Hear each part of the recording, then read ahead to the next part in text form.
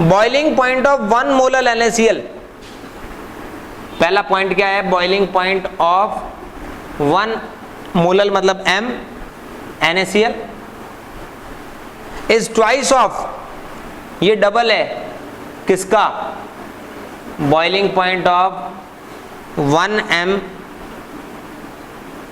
Sucrose. देखना दो statement है बी, अब ध्यान से सुनना।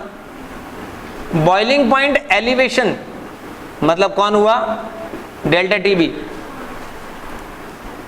Of 1 M NaCl is twice of boiling point elevation of, same answer है भाई। इसमें तो कह रहा है कि बॉइलिंग पॉइंट जो NaCl का होगा डबल होगा, इसमें कह रहा है एलिवेशन डबल होगा। तीसरा है ऑप्शन है boiling point is a colligative property.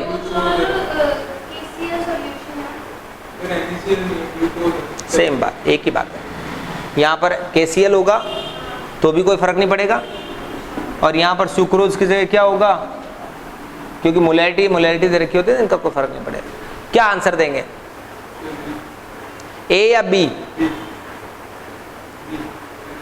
देखिए बॉइलिंग पॉइंट हमेशा क्या होता है, इसमें I की वैल्यू 1 है, इसमें I की वैल्यू 2 है, तो बॉइलिंग पॉइंट हमेशा क्या होता है, डबल बढ़ेगा। लेकिन बढ़ेगा वही तो डबल होगा यार।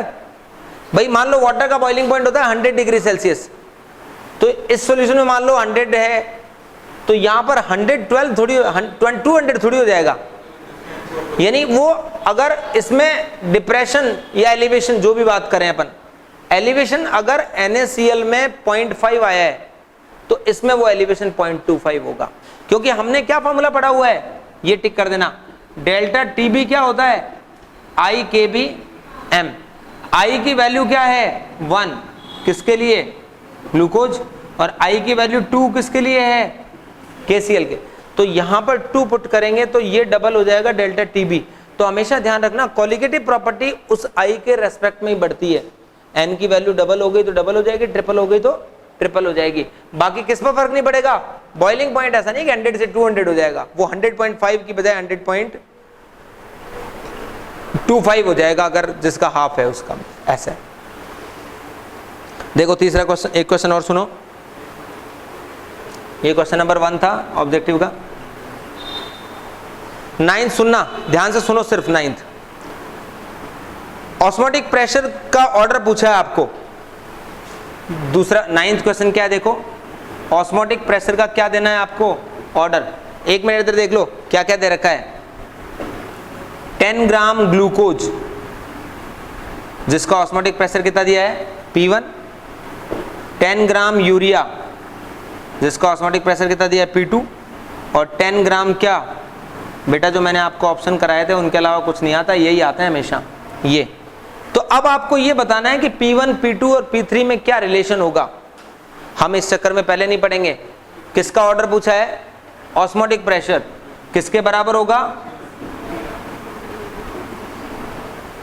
इसके ऑर्डर के। तो अब आपको क्या देखना है, CP के ऑर्डर निकालने। तो CP किसके, मास कितना दे रखा है 10 ग्राम, इधर देखना। I कितना है 1, mass into I upon molecular mass 180। इसमें क्या होगा बेटा 10 इंटू 1 तो कॉमन है यार सब में, तो ऊपर तो कुछ लिखो ही मत। ये हो गया 60 और ये क्या हो गया 342। सबसे बड़ी वैल्यू कौन सी आएगी, ये वाली। तो कॉलिगेटिव प्रॉपर्टी सबसे ज्यादा तो इसकी होगी, फिर किसकी होगी, इसकी। तो आंसर क्या आ गया, P2 is greater than P1 is greater than P3।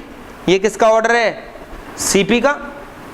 और CP कौन होता है, ऑस्मोटिक प्रेशर। और अगर बॉइलिंग पॉइंट का पूछते तो भी यही होता। फ्रीजिंग पॉइंट का पूछेंगे या वेपर प्रेशर का पूछेंगे तो क्या होगा, P2 less than P1 less than.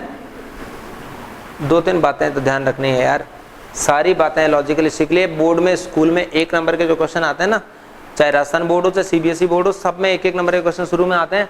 उनमें ऐसे क्वेश्चन आते हैं, 4 ऑप्शन दे दिए जाते हैं। वो पूछता है बॉइलिंग पॉइंट के ऑर्डर में अरेंज करो, या वेपर प्रेशर के, या फ्रीजिंग पॉइंट के, या एलिवेशन इन बॉइलिंग पॉइंट के। थोड़ा सा दिमाग को खुला रखना है।